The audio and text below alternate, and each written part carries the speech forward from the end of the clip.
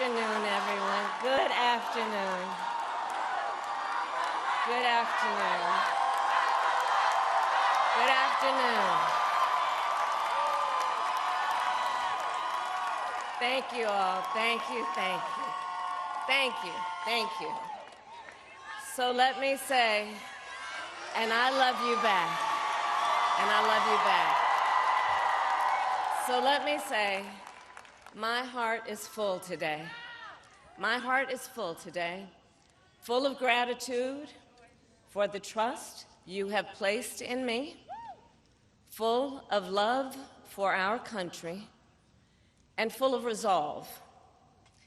The outcome of this election is not what we wanted, not what we fought for, not what we voted for, but hear me when I say,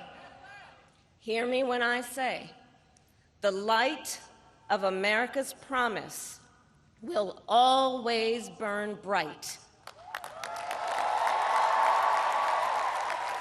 As long as we never give up, and as long as we keep fighting.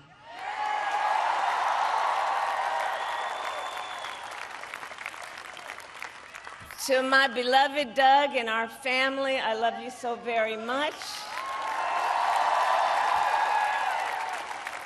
To President Biden and Dr. Biden, thank you for your faith and support. To Governor Walz and the Walz family, I know your service to our nation will continue. And to my extraordinary team, to the volunteers who gave so much of themselves, to the poll workers and the local election officials,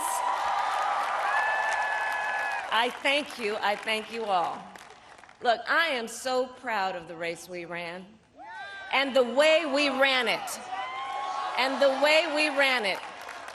Over the 107 days of this campaign, we have been intentional about building community and building coalitions, bringing people together from every walk of life and background, united by love of country with enthusiasm and joy in our fight for America's future.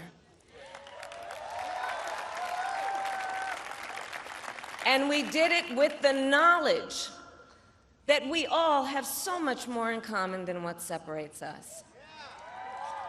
Now, I know folks are feeling and experiencing a range of emotions right now.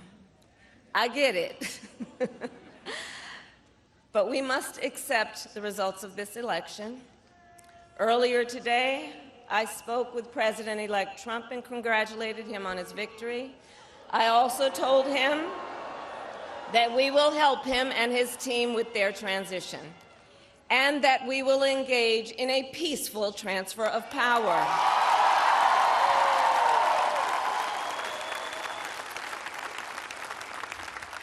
A fundamental principle of American democracy is that when we lose an election, we accept the results. That principle, as much as any other, distinguishes democracy from monarchy or tyranny, and anyone who seeks the public trust must honor it. At the same time, in our nation, we owe loyalty not to a president or a party, but to the Constitution of the United States.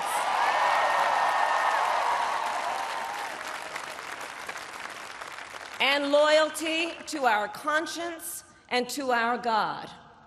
My allegiance to all three is why I am here to say, while I concede this election, I do not concede the fight that fueled this campaign.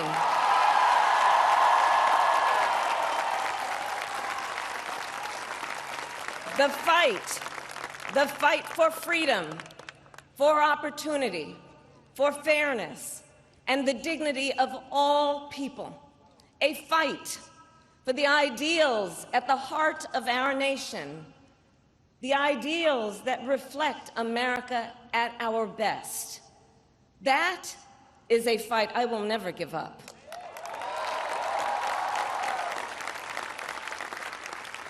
I will never give up the fight for a future where Americans can pursue their dreams, ambitions, and aspirations, where the women of America have the freedom to make decisions about their own body and not have their government telling them what to do.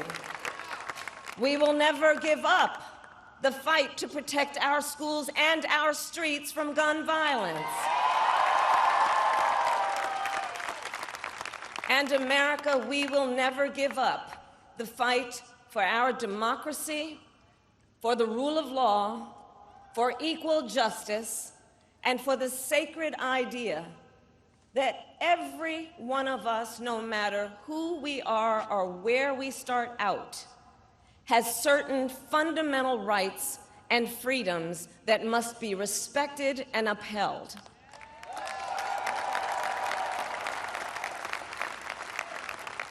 And we will continue to wage this fight in the voting booth, in the courts, and in the public square.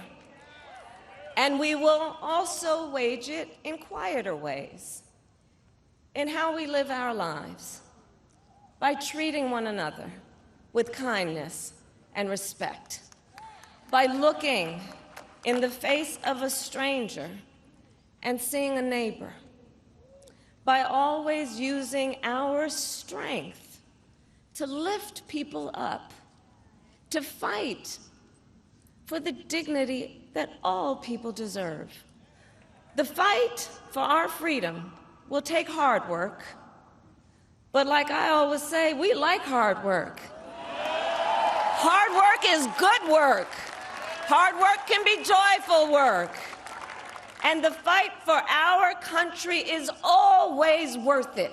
It is always worth it.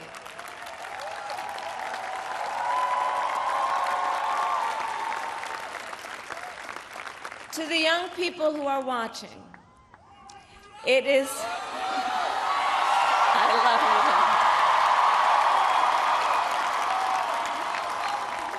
you. To the young people who are watching, it is okay to feel sad and disappointed, but please know it's going to be okay.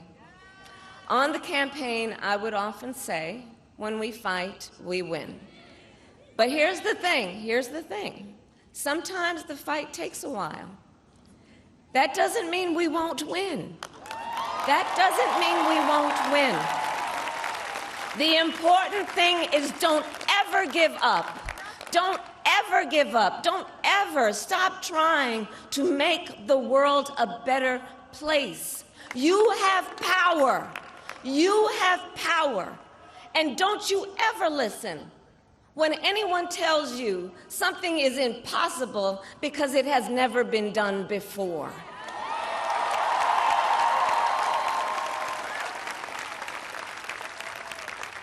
You have the capacity to do extraordinary good in the world. And so to everyone who is watching, do not despair. This is not a time to throw up our hands. This is a time to roll up our sleeves.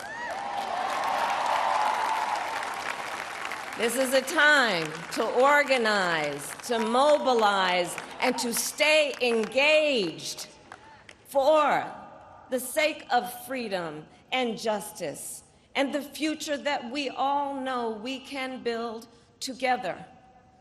Look, many of you know I started out as a prosecutor, and throughout my career, I saw people at some of the worst times in their lives.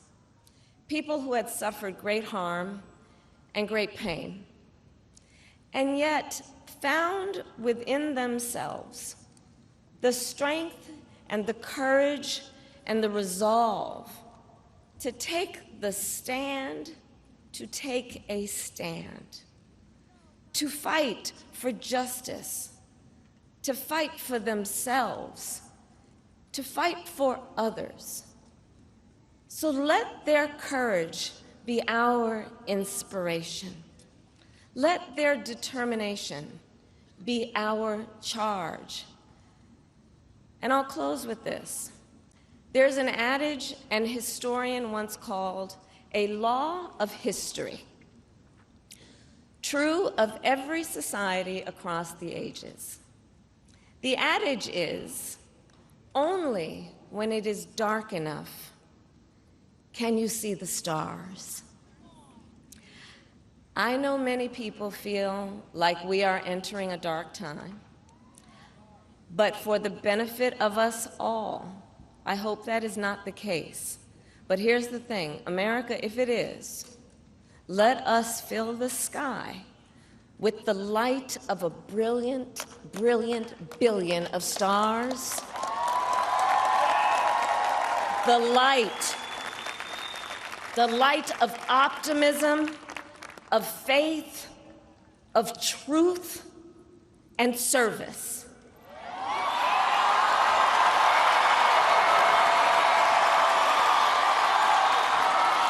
HU. And may that work guide us, even in the face of setbacks, toward the extraordinary promise of the United States of America. I thank you all. May God bless you, and may God bless the United States of America. I thank you all.